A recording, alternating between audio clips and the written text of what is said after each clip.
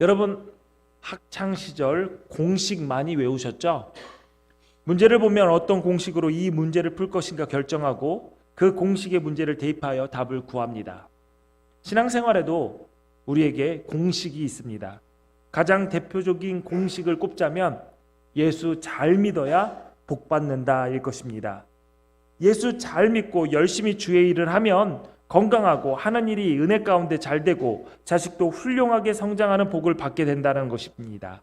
반대로 하나님은 잘 안 믿고 주의 일도 하지 않고 게으르게 신앙생활을 하면 하나님께서 정신 차리라고 고난을 주셔서 깨닫게 하시고 또한 집 나간 탕자가 집에 돌아오듯이 하나님의 품으로 돌아오게 된다라고 우리는 알고 있습니다. 문제를 보면 기억하고 있는 공식을 떠올리듯이 우리의 삶에서 문제를 만나면 우리는 신앙의 공식을 먼저 생각합니다.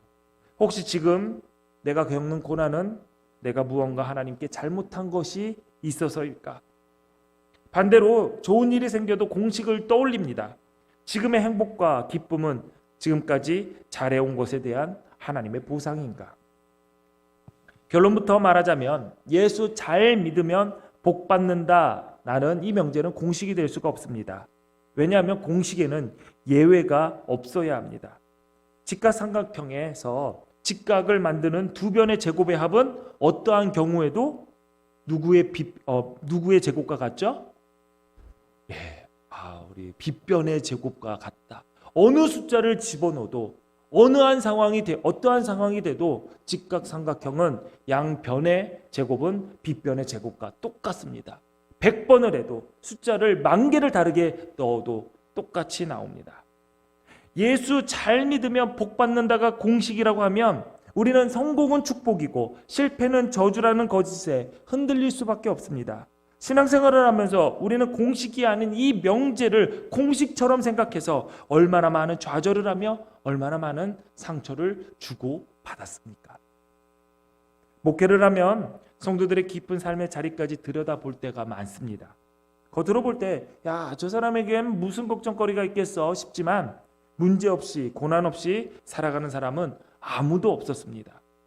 누군가는 드러내기 때문에 아는 것이고 누군가는 드러내지 않기 때문에 우리가 모를 뿐입니다.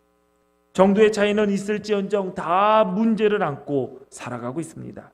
그렇다면 우리는 어려움과 문제 앞에서 어떤 신앙인의 자세를 취해야 할까요? 오늘 본문의 이스라엘 백성은 하나님께서 10가지 재앙을 통해 이집트의 노예 생활에서 해방되었고 그들을 추격했던 당시 최강 이집트 군대를 아무것도 아닌 것처럼 홍해에 수장시키는 기적을 경험했습니다. 이에 감격한 이스라엘 백성은 소고치고 춤추며 하나님을 찬양했습니다. 그도 그럴 것이 눈앞에서 바다가 갈라졌습니다. 걸어서 바다를 건넜습니다. 이 세상에서 어떤 민족이 그런 기적을 경험했겠습니까? 하나님의 살아계심과 강한 능력을 체험했다고 말하기에는 부족할 정도로 하나님께서는 그들과 함께 하셨고 크신 능력으로 그들을 지키셨습니다. 하나님께서 복 내려주신 그들에게 무슨 걱정이 있었겠습니까? 그러나 광야로 들어간 이스라엘 백성들은 사흘 후에 뜻하지 않은 일을 만나게 됩니다. 본문 22절에 보니까 모세가 홍해에서 이스라엘을 인도하며 그들이 나와서 수르 광야로 들어가서 거기서 사흘 길을 걸었으나 물을 얻지 못했다라고 했습니다. 광야에 있는 사람들에게 며칠 동안 물이 없는 상황을 별 문제가 아니야 라고 치부할 수는 없겠죠. 하루라도 물 없이 산다는 것을 어떻게 상상이나 할 수 있겠습니까? 목숨이 위태로운 절망적인 상황에 이게 웬일입니까? 그들 앞에 오아시스가 나타났습니다. 얼마나 반가웠을까요? 허겁지겁 달려가 물에 입부터 갖다 댔을 것입니다. 그러나 그 물은 사람이 마실 수 없는 쓴물이었습니다. 마지막 희망마저 사라져버린 그들의 입에는 마실 수 없어 뱉어낸 쓴물과 함께 모세를 향한 원망이 쏟아져 나오기 시작했습니다. 그때 모세는 하나님께 부르짖었죠. 하나님께서 모세에게 한 나무를 가리키셨고 모세가 그 나무의 조각을 물에 던지자 쓴물이 마실 수 있는 단물이 되었습니다. 이스라엘 백성들은 쓴물을 만난 그 장소를 비통하다, 쓰다를 의미하는 마라라고 불렀습니다. 그런 후에 물샘 12과 종려나무 70그루가 있는 엘림에 도착하게 됩니다. 숫자 12와 70은 이스라엘 사람들에게 매우 특별한 의미를 가진 숫자입니다. 12은 12지파를 떠올리게 하고 70은 완전수 7대 10을 곱한 숫자입니다. 완전함이 배가 된 것이죠. 이것은 엘림이 마치 천국처럼 풍요롭고 완전함을 상징하는 장소인 것을 보여주고 있는 것입니다. 그들은 대략 한 달 정도 엘림에 머물게 되죠. 지난 400여 년 동안 애굽에서 노예 생활을 하며 고생한 백성들을 하나님께서 위로하시는 특별한 시간이 되었을 것입니다. 어쩌면 그들에게 인생 최초, 아니 민족 최초의 휴가일 수도 있었던 것이죠. 이스라엘 사람들은 엘림에서 시간을 보내는 한 달의 시간 동안 애굽에서의 그 서러움이 눈 녹듯이 녹아지는 경험을 하며 하나님의 은혜를 경험하고 누리고 회복했을 것입니다. 그렇다면 여기에서 의문이 생기죠. 기왕이면 이집트에서 해방시켜 주셨을 때 하나님은 처음부터 엘림으로 인도해 주셨으면 좋지 않았을까?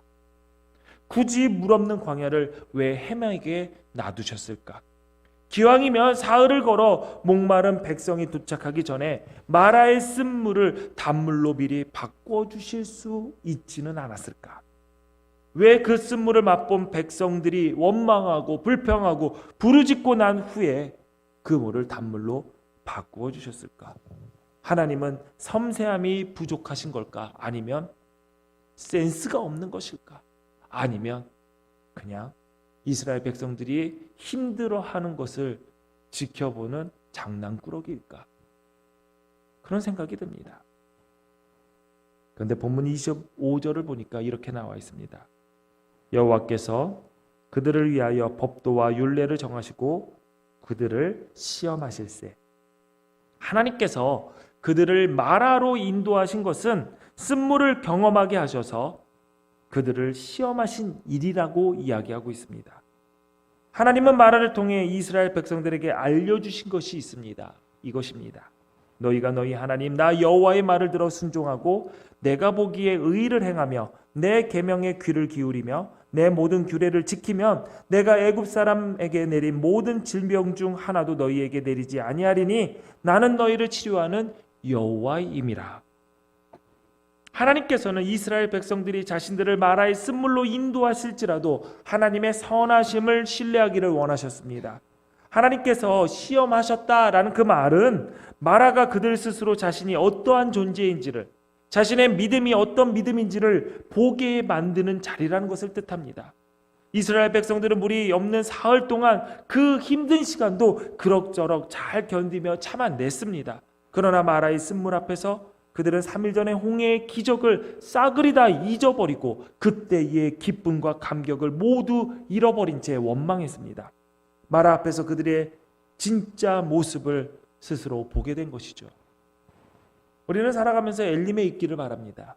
하나님을 잘 섬기고 열심히 신앙생활을 하면 하나님께서 보상하시고 그 보상이 엘림이라고 믿고 있습니다. 그리고 하나님이 나와 함께하고 계시기 때문에 어떤 사람들은 이렇게도 고백합니다. 나는 모든 순간이 엘림입니다. 이런 믿음이 진심이 아니라고 의심할 것은 없지만 우리의 삶의 엘림에서 머물 수 있는 시간이 많지 않다라는 것은 우리는 알고 있어야 됩니다. 왜냐하면 하나님께서 이스라엘 백성들을 출애굽시킨 것은 엘림에서 편안하게 먹고 살게 하려 하신 것이 아니라는 것이죠. 그들에게는 가야 할 목적지가 있었습니다. 엘림은 젖과 꿀이 흐르는 땅, 약속의 땅 가나안이 아니었습니다. 물론 엘림은 광야 여정에 광야를 지나다가 만난 참 좋은 곳이기는 합니다. 너무 힘들어서 지쳤을까 봐 하나님께서 주신 은혜의 선물이자 즐거운 휴가이겠죠. 하지만 그곳은 가나안은 아닙니다. 그러나 우리는 엘림을 가나안이라고 착각할 때가 너무나도 많습니다. 많은 신앙인들이 그리스도인으로서의 현재의 편안함, 이 땅에서의 안락함을 장래에 비교할 수 없는 영광과 막 바꾸어 버릴 때가 너무나도 많습니다. 엘림을 가나안으로 착각하고 그것이 전부인 양 그 자리를 붙잡는 것은 죄로 인하여 타락한 인간의 모습이기도 합니다. 하나님께서 우리에게 엘림의 시간을 주실 때에는 감사하며 그것을 잘 누리면 됩니다. 그리고 하나님께서 이제 일어나서 다시 가자라고 말씀하시면 순종하여 엉덩이 털고 일어나 떠나면 됩니다. 만약 여러분 가운데 지금 누리고 있는 엘림이 있다면 그 엘림을 가나안으로 착각하지 마십시오. 엘림은 그냥 하나님께서 우리에게 주시는 보너스 같은 것입니다. 어떻게 해서든지 엘림에서 내가 오래 머물러야겠다라고 생각하지 마십시오. 엘림의 여유로움에 취해 우리를 기다리는 천성을 향해 가야 할 목적지가 있다는 것을 잊어버리고 영원한 나라를 소망하지 않고 그냥 그 엘림에 만족하면서 살아가는 것은 사탄이 우리를 공격하는 가장 간편하고 효과적인 방법이라는 사실을 우리는 기억해내야 됩니다. 반대로 우리의 삶에 마라의 쓰디쓴 일로만 가득하다면 내가 뭔가 하나님께 잘못한 게 있구나, 내가 열심히 하지 않았구나, 내가 믿음이 없구나, 그래서 복받지 못한 것이다 라고만 생각해서도 안 됩니다. 천성을 향해 가는 그 순례길에는 마라의 쓴물 앞에 도착해서 좌절할 수도 있고 엘림에 도착해서 쉼을 얻어 재충전할 수도 있습니다. 마라라고 해서 무조건 빨리 뛰쳐나와야 할 것도 아닙니다. 쓴물을 단물로 바꾸시는 하나님의 은혜가 엘림에 있는 것이 아니라 마라에 있기 때문입니다. 그리고 우리가 신앙생활을 하면서 얻는 영적인 기쁨이 엘림에서만 경험할 수 있는 것이라면 우리 안에 믿음은 무엇입니까? 믿음 없는 사람들도 엘림에 있으면 기쁨과 즐거움이 넘칠 것입니다. 자식들이 다 잘되고 하는 일마다 잘되고 건강하고 걱정거리가 없는 곳에서 누가 불평하고 누가 원망하겠습니까? 그런데 솔직히 오늘 말씀은 불편합니다. 우리 가운데 누가 쓴물 앞에 놓이기를 바랍니까? 여러분의 자녀들이 쓰디쓴 마라 앞에서 단물로 바뀌는 은혜를 경험하기보다는 솔직히 12개의 샘과 79의 종려나무가 우거진 곳에서 평안하게 살기를 바라며 기도하지 않습니까? 아니에요. 그냥 우리 아이는 강하게 키워야 된다. 마라의 쓴물 앞에서 쓴물 앞에서 강하게 키워 주옵소서, 그렇게 기도하시는 분이 있습니까? 없을 겁니다. 그런데 나도 그렇지만 우리의 자녀들이 엘림에 있기를 바라는 것, 그것이 잘못일까요? 예수 믿는 사람은 그런 거를 바라면 안 됩니까? 그걸 기도해서도 안 됩니까? 예수 믿는 사람은 인생의 소소한 행복을 누리기 위해서 이런 것들을 추구해서는 안 되는 것일까요? 이스라엘 백성들은 3일 동안 물 없는 광야를 걸었습니다. 쓴물을 만났을 때 모세를 원망했습니다. 그들을 불행하게 만든 것, 그들을 원망할 수밖에 없게 만든 것이 무엇입니까? 물이 없는 것이었습니다. 물은 있었죠. 그런데 그 물이 마실 수 없는 물이었다는 것이죠.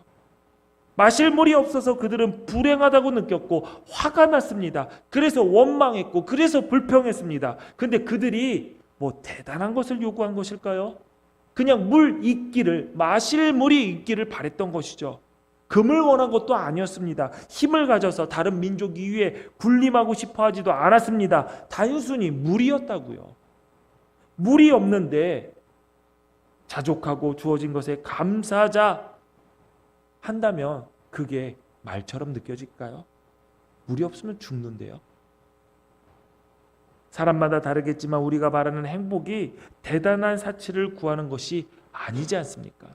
여러분 가운데 하나님, 저 명품으로 몸을 치장하게 돈 많이 벌게 해주세요.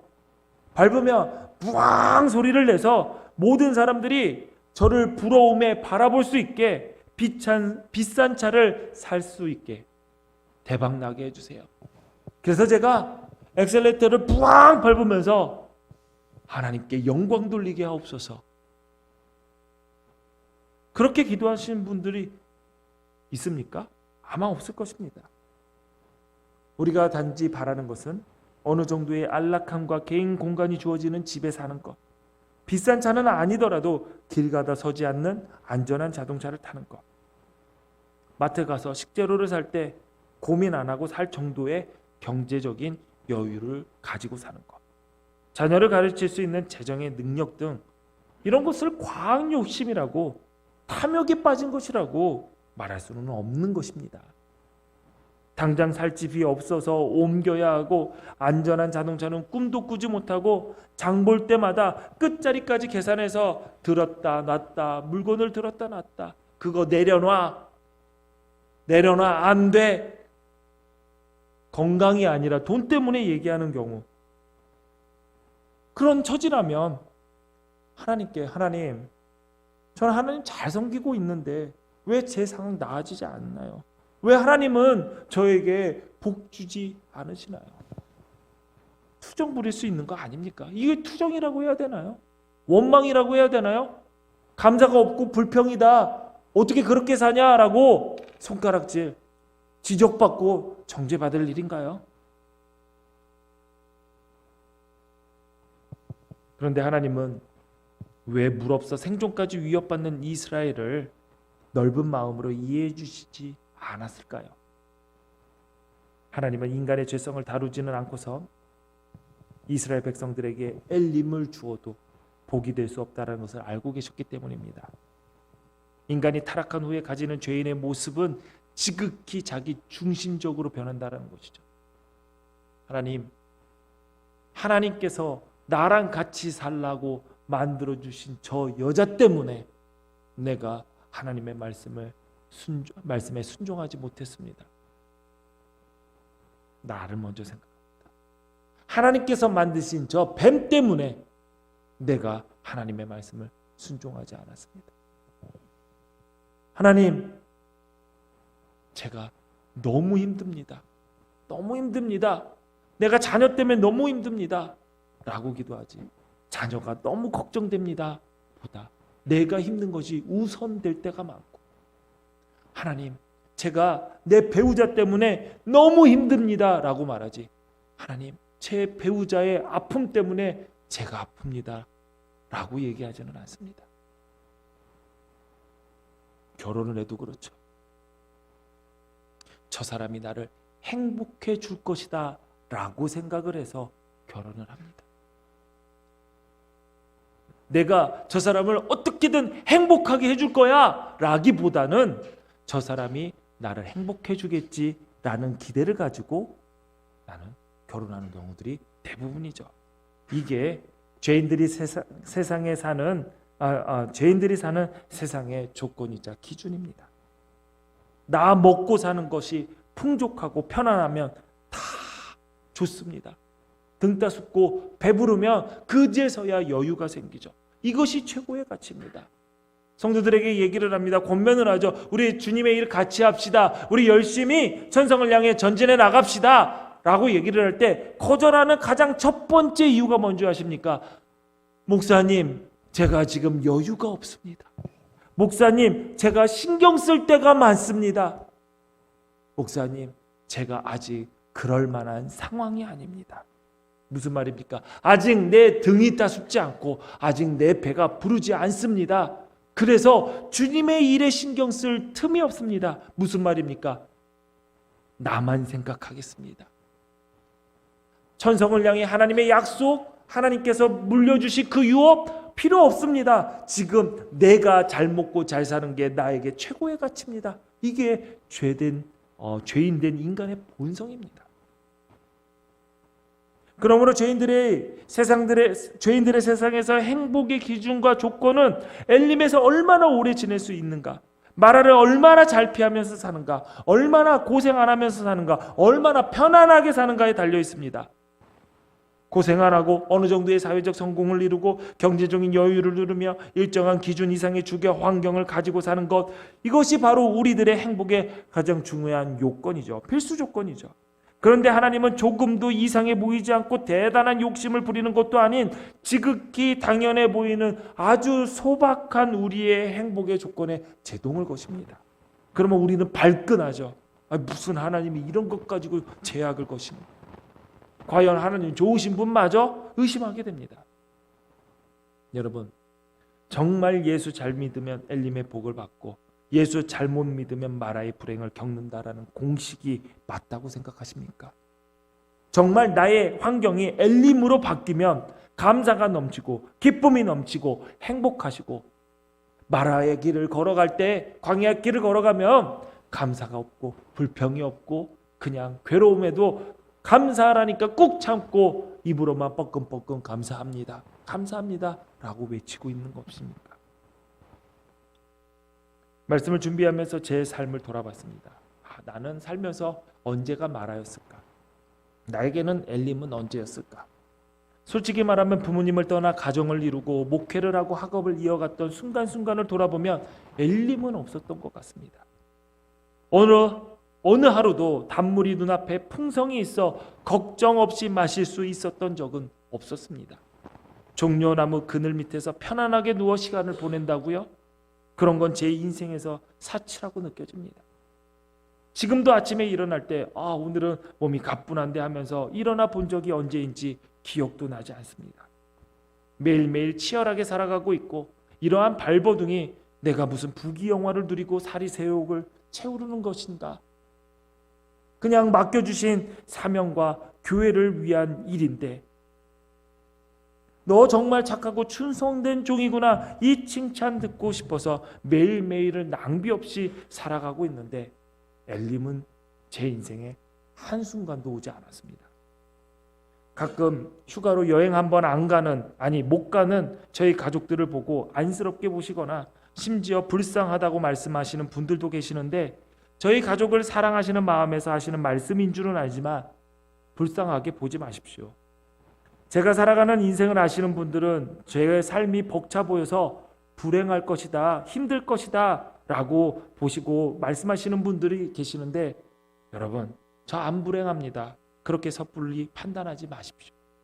목사님 정도면 많이 가졌고 많이 이루었죠. 엘림에 살면서 너무 엄살 부리는 거 아닙니까? 여러분 가운데 현재 제가 가지고 있는 문제가 무엇인지 아시는 분이 없습니다. 제가 현재 가지고 있고 지금까지 이루어 놓은 것들로 인해서 제가 행복할 것이라고 단정 짓지도 마십시오. 제가 지금 어떤 문제로 가장 골머리를 쓰고 있고 가슴 졸이고 있는지 여러분 저 알지 못하잖아요. 엘림의 시간이 길었다고 제 인생이 행복하고 성공한 것도 아닙니다. 마라의 시간밖에 없었다고 제가 불행하게 살았던 것도 아닙니다. 마라가 있어도 쓴물을 단물로 바꾸어 주신 은혜가 늘 있었고 그래서 저는 행복했습니다. 마라를 통해서 크고 놀라운 진리를 배울 수 있어서 감사했습니다. 하나님께서 만약 저에게 엘림을 허락하신다면 주님께서 주신 은혜의 선물을 마음껏 누리고 재충전하고 얼른 그곳에서 나와 약속의 땅을 향해 전진해 나갈 것입니다. 만약 엘림을 주시지 않는다고 해도 저는 별로 불만이 없습니다. 예수 믿어 구원을 받고 하나님의 자녀가 되어 천국 백성으로 소망을 가졌는데 여전히 행복과 불행의 조건이 엘림과 마라에 달려있다면 우리는 무엇을 믿는 사람들입니까?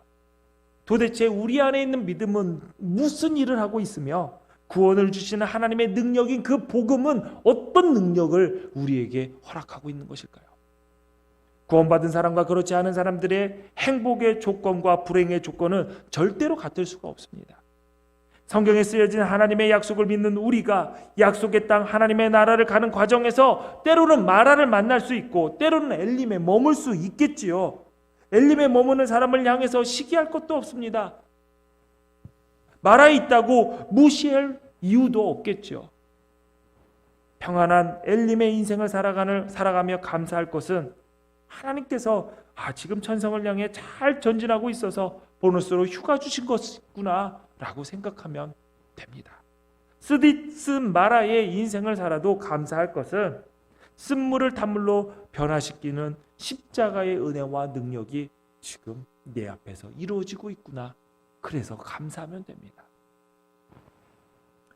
캐롤라이나 산드라 백이라는 사람이 있습니다. 아빠가 목사님이에요.